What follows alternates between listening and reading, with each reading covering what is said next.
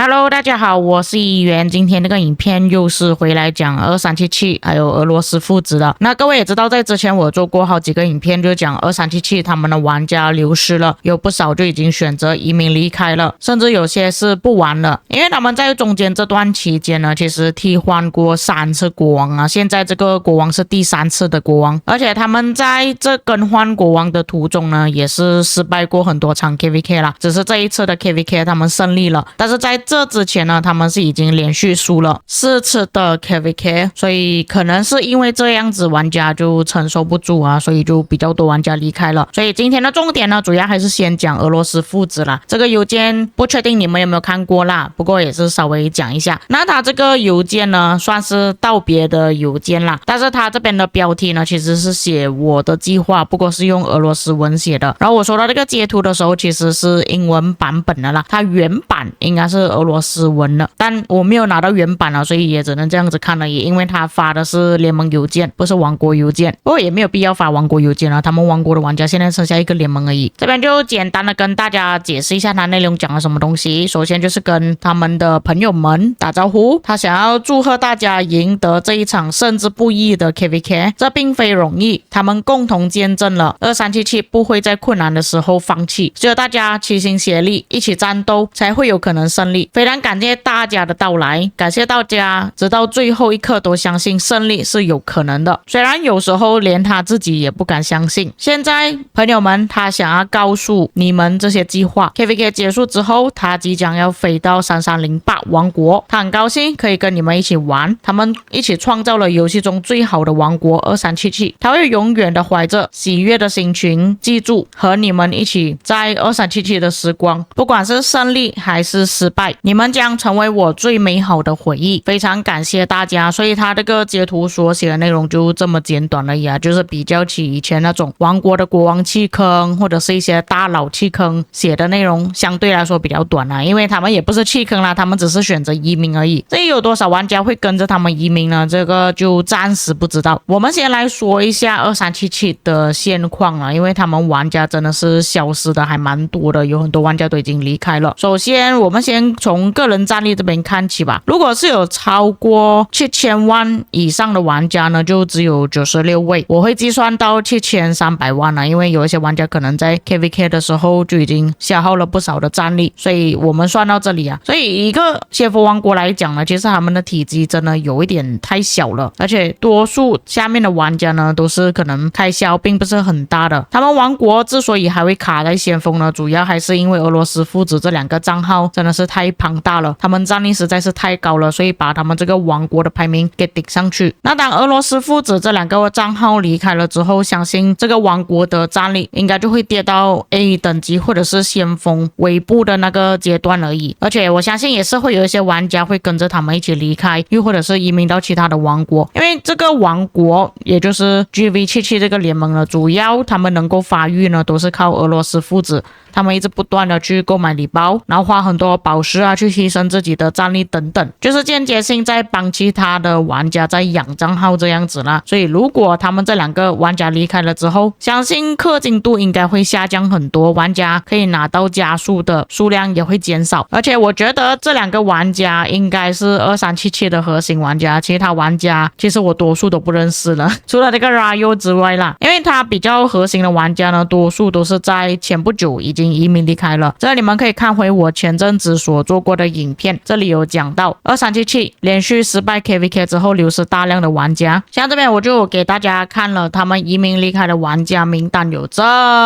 么长，但是移民进来的玩家就只有这么短而已。但是你们可以看到在3个月之前呢，我这边的记录其实名字还是挺多的，就是比较起现在这里的数据来看呢，就是有些名字好像也不在这个排行榜上面了，所以相信 KVK 的中途应该也是有一些玩家可能已经移民离开了。如果俄罗斯父子真的离开的话，接下来要撑着这个王国的玩家呢，应该就是 Peppa 了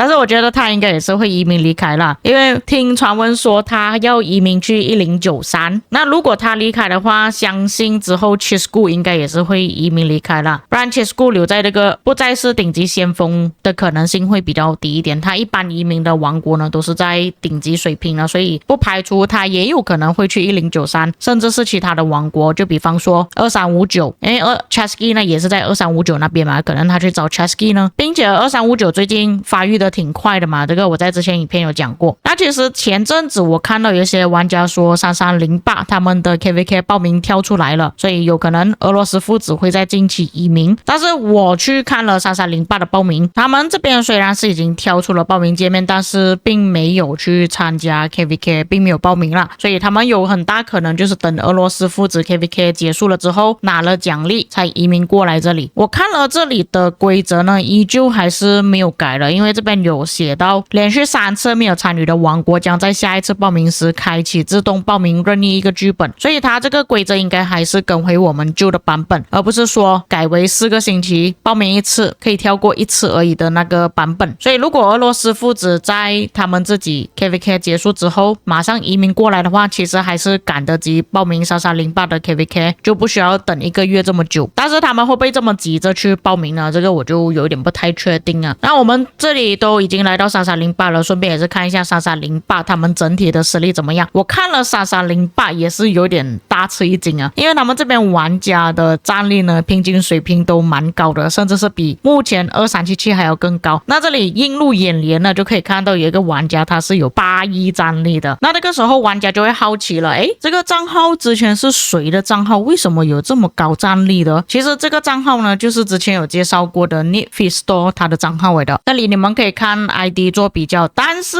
这个 Nitfisto 呢其实是假的 Nitfisto 来的，因为有人去问了他本人这个账号是不是他自己的，那他在 Discord 那边回复说不是，这个是假的，就是不是他本人来的。但是这个账号的玩家呢其实也是花挺多钱的，可以看到之前他那个排行榜也是十分夸张的看到他的分数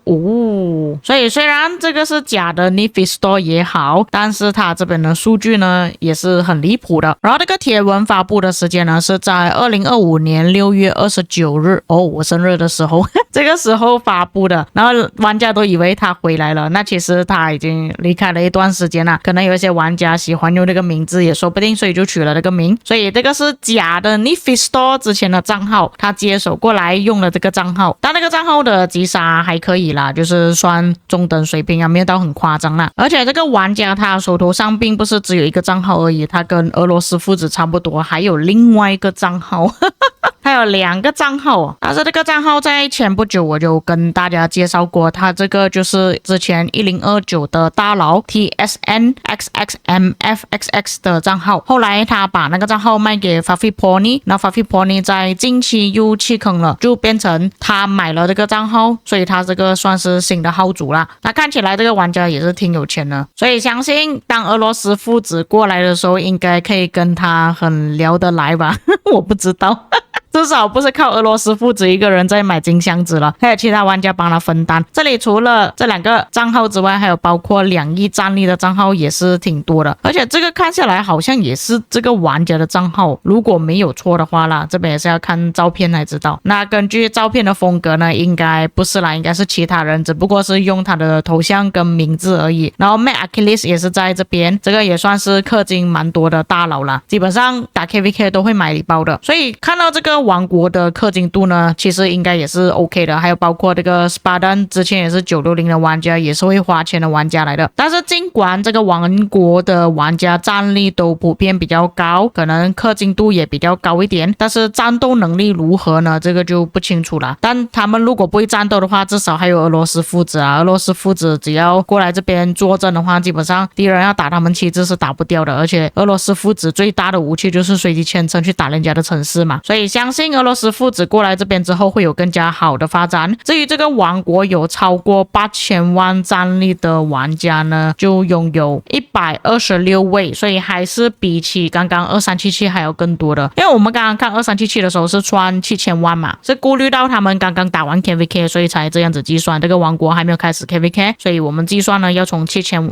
万以上，就是8000万开始计算。当然最后一个7500万你们要算也是可以啦。这里还有包括俄罗斯父子他们的另外一个小号，然后剩下的都是一些战力比较低的小号来的。所以再看吧，这个王国之后会有什么发展。对于王国的击杀呢，其实跟现在2377差不多啊，就是俄罗斯父子还没有过来之前，总共是有 2.2 兆的击杀，算是 OK 的水平了。然后他们这个王国是在银色先锋的阶段，这边你们可以自己查看。所以大概率俄罗斯父子过来之后就会变成金色了啦。但如果俄罗斯父子过来之后2377会不会就此灭亡呢？这个很难讲，就看有没有玩家想要继续过来这边啦。因为以他们玩家流失这么多的情况来看呢，俄罗斯父子离开了之后，大概率这个王国的情况会跟960的情况差不多啦。我一直以来都是蛮敬佩2377这个王国的，因为他们表现确实是不错的。只不过后来国王弃坑了，然后他们的管理层的一些玩家也是离开了，第二任国王走了之后，情况更加糟糕，玩家流失的更快，就连俄罗斯父子也说要走了。所以有很大可能这个联盟之后会变成一个50等级联盟礼物的空壳子，但是之后的事情我们之后再说吧。所以各位觉得俄罗斯父子离开了2377之后，2377会不会就此灭亡呢？你们可以在评论区留下你们的看法。那当然今天的影片有遗漏或错误的地方，也可以在评论区帮我补充。我们下个影片再见。